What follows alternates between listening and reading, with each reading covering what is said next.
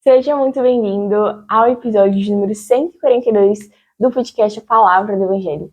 Hoje a gente vai conversar sobre a vida, sobre a história de William Wilberforce e o que a gente pode aprender, que lições a gente pode tirar da vida deste homem de Deus. Se você não me conhece, prazer, meu nome é Aimee. Eu criei esse podcast com a intenção de compartilhar o Evangelho de Cristo e ajudar você que já é cristão na sua caminhada de fé, de modo que você possa ser edificado e edificar outras pessoas através da sua vida, através daquilo que você aprende por meio desse canal, por meio desse podcast. Vamos, de fato, já iniciar o episódio de hoje falando sobre quem foi William Wilberforce. Ele nasceu em 24 de agosto de 1759 em Hull, no Reino Unido. Ele estudou na Universidade de Cambridge e a gente vai pular agora, dar um salto para a conversão dele, que foi no ano de 1784, aos 25 anos de idade. Ele viajou para Nice, ele estava viajando para essa cidade da França, junto com sua mãe, sua irmã, uma amiga de sua irmã e o seu amigo Isaac Milner, quando ele viu na mala a cópia de um livro de Philip Doddridge.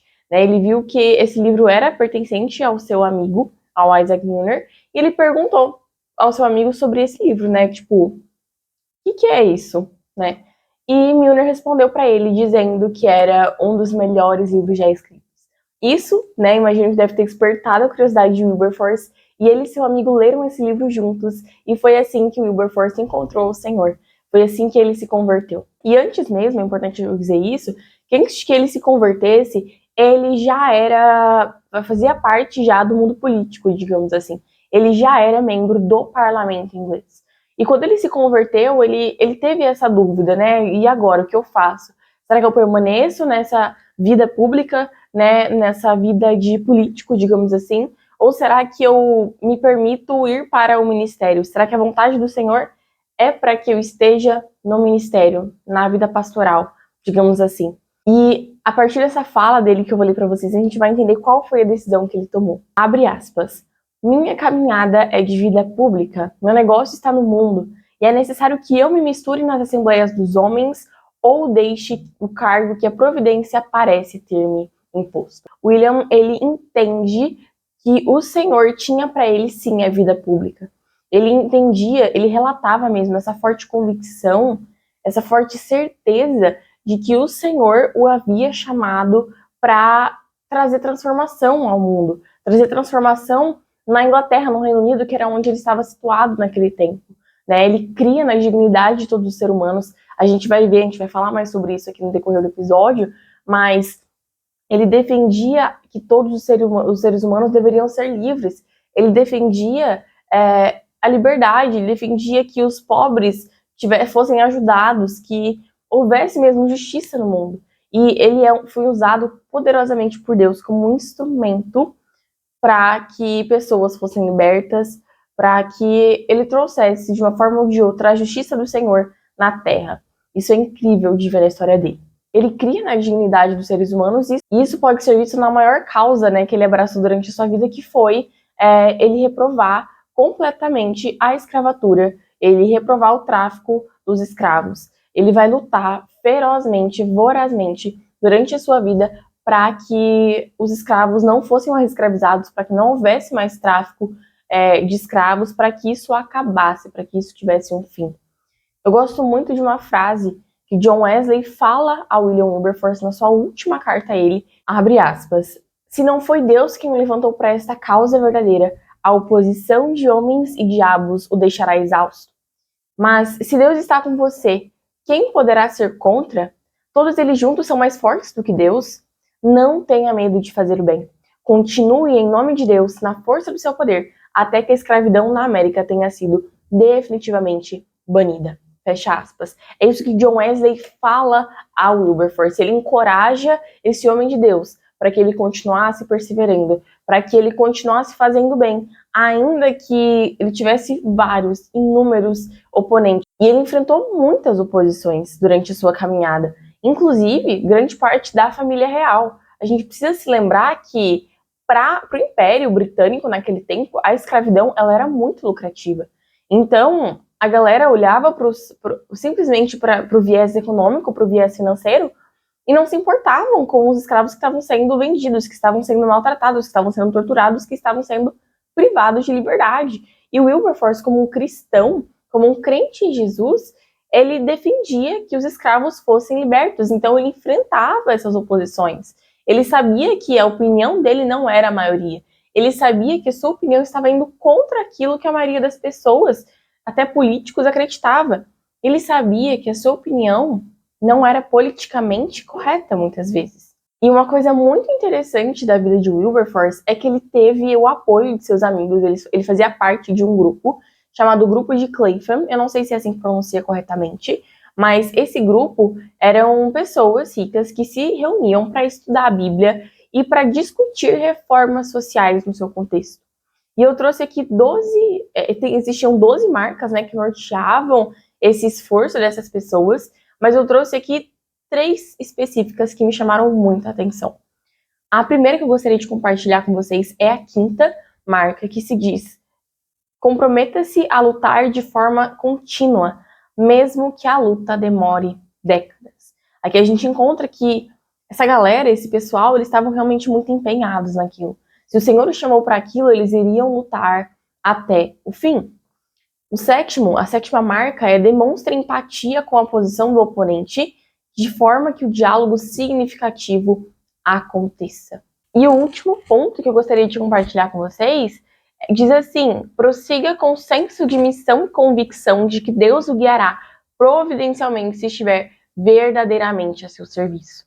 Então, ele e seus amigos, o Wilberforce e seus amigos, né, eles foram muito usados por Deus. Eles fundaram escolas cristãs para os pobres, eles reformaram prisões, eles combateram a pornografia e muitos outros feitos eles fizeram para trazer contribuições mesmo à sociedade em que eles estavam. Por isso, porque eles acreditavam no Senhor. Isso porque, primeiramente, eles haviam conhecido ao Senhor e buscado o seu propósito nele. Finalmente, em 25 de março de 1806, a lei contra o comércio de escravos foi aprovada no Reino Unido. E isso foi uma conquista de Wilberforce, né? Graças a Deus que utilizou a vida de Wilberforce para que o comércio de escravos fosse proibido. Só que a gente vai ver que o Wilberforce não estava satisfeito. Ele queria ir além. Ele cria naquilo que o Senhor havia colocado em seu coração. E ele lutou por isso. Ele não estava satisfeito apenas com o fim do comércio de escravos, o fim do tráfico, que já era uma grande conquista, mas ele queria que todos os escravos que até mesmo já houvessem sido traficados, que eles tivessem direito, que eles fossem livres. E isso aconteceu. Ele continuou lutando contra a escravidão em todos os territórios britânicos, até que no dia 29 de julho de 1833, a lei de emancipação, ou seja, a lei que garantia a liberdade aos escravos, foi aprovada. E o mais surpreendente disso tudo, que me chama muita atenção, é de que essa lei foi aprovada apenas 4 dias antes que Wilberforce morresse, antes que Wilberforce passasse a estar com o Senhor. Então aqui a gente vê como que Deus realmente esteve com ele em todas as batalhas que ele enfrentou e deu a ele a vitória, porque William confiava no Senhor. Ele confiava naquele que o havia chamado. E como consequência disso, o Reino Unido, a Grã-Bretanha, né, na época, era muito poderosa, né? Então eles não apenas proibiram o tráfico de escravos no seu próprio território, mas ela começou a ser como que uma guardiã dos mares. Ela começou a fiscalizar os mares, digamos assim, e proibir os outros países também de traficarem escravos. Então, posteriormente, países como Portugal e Bélgica também tiveram que parar com o tráfico por conta dessa fiscalização do poderio naval inglês. E que lições nós podemos aprender com a vida do William? Primeira lição que eu gostaria de compartilhar, de trazer para a nossa reflexão é: cumpra completamente a missão de Deus em sua vida. Wilberforce, ele não parou na abolição do tráfico de escravos, mas ele foi além, ele quis garantir liberdade a essas pessoas, sabe? Ele fez exatamente aquilo que o Senhor lhe deu forças para fazer. E nós, quantas vezes nós paramos projetos que nós começamos, quantas vezes a gente para no meio do caminho, sendo que o Senhor nos havia dito para continuar marchando. A verdade é que o Senhor, ele nos capacita. Se Deus nos escolheu para determinada obra, para determinado propósito, ele já nos capacitou para isso e continua conosco, nos dando graça, nos dando direção, nos dando sabedoria para que isso seja cabalmente cumprido. A segunda lição que a gente pode aprender é: Busque no Senhor o que Ele quer que você faça. Isso pode ser revelado a nós através das Escrituras e da oração. Wilberforce, ainda que ele já estivesse talvez até acomodado, já sendo membro do parlamento inglês, quando ele se converteu, quando ele teve encontro com Cristo, ele entendeu que a sua existência não poderia ser mais a mesma. Ele entendeu que ele precisaria viver o propósito que o Senhor tem para ele, de que se a gente não viver o propósito do Senhor, Wilberforce, ele sabia que ele tinha que empenhar a energia dele em algo que valia a pena. E essa pergunta eu faço a nós. Onde nós temos empenhado nossa energia? Será que a gente tem gastado a nossa vida com relação àquilo que é eterno para a eternidade? Para aquilo que mais importa, para aquilo que não vai perecer? Ou será que nossas energias e nossas forças têm sido gastas em coisas que são materiais apenas, em coisas que são terrenas e que passarão com o tempo? Nós só temos essa vida para se entregar completamente a Deus. E o que nós temos feito com ela? E falando em propósito, eu gostaria de lembrar você que a gente tem um episódio já que a gente fala sobre isso, como encontrar um propósito no Senhor. Eu recomendo que você ouça esse conteúdo. Eu vou deixar esse conteúdo aqui nos cards ou então aqui na descrição. Eu recomendo muito. A terceira lição que a gente pode aprender através da vida desse homem de Deus é reconhecer que nada pode ser feito sem o Senhor. Wilberforce, ele tinha recursos, ele era um homem financeiramente abastado, ele tinha condições, mas ele sabia que sem o Senhor tudo isso era inútil. Ele sabia que a força do seu braço não era suficiente. Ele precisava voltar-se para a fortaleza, para o Senhor dos Exércitos, o Deus de toda a força, que é o Senhor. Ele se voltou, ele derramou seu coração diante dele e Deus o usou poderosamente nessa terra. William dependia do Senhor para que o coração daqueles políticos ingleses fosse tocado. Ele dependia do Senhor para que aquela lei fosse aprovada, sabe? Ele podia até utilizar a sua oratória, mas se o Senhor não estivesse com ele, de nada isso adiantaria. E o último ponto, muito conectado com isso, é use os seus dons e talentos, os dons e talentos que Deus colocou na sua mão, com sabedoria. Wilberforce, provavelmente, ele tinha uma ótima oratória, uma ótima forma de persuasão. E ele não usou isso para perverter o evangelho, ele não usou isso para caminhar em oposição àquilo que a palavra do Senhor diz, ele não usou isso para usar do evangelho em favor de seus próprios interesses pessoais. Não. Wilberforce, ele lutou contra a maioria, ele lutou contra aquilo que as pessoas achavam que era correto, mas ele lutou através da força que o Senhor lhe dava e da convicção que ele tinha baseada na palavra de Deus. E a minha pergunta para você hoje é: o que você tem em suas mãos, que Deus te deu, que você pode utilizar para exercer o seu chamado? Que habilidade que você sente, que você percebe, que você se destaca mais do que outras pessoas? Talvez esse seja um dom que Deus tem te dado. E o que você tem feito com isso? Talvez você fale a mim, mas eu não sei o que fazer com isso. Tipo, o que eu faço? Eu te digo, coloque em oração, o Senhor vai te dar discernimento, o Senhor vai te dar sabedoria e um caminho para você trilhar de acordo com a vontade dele. Talvez aquilo que mais te incomoda, o que você mais deseja mudar no mundo, seja exatamente para isso que o Senhor tenha te chamado. Wilberforce, desde o início da sua carreira, ele se sentia chamado por Deus para atuar de modo a mudar a realidade do seu contexto, a trazer transformação social, e o Senhor o usou para isso, para a glória do nome dele. E a última frase, eu gostaria de deixar com vocês essa frase do Wilberforce que fala muito ao meu coração e que eu gostaria que você também não se esquecesse e guardasse essa frase contigo, que vai dizer assim: você pode escolher olhar para o outro lado, mas nunca poderá dizer de novo que não sabia.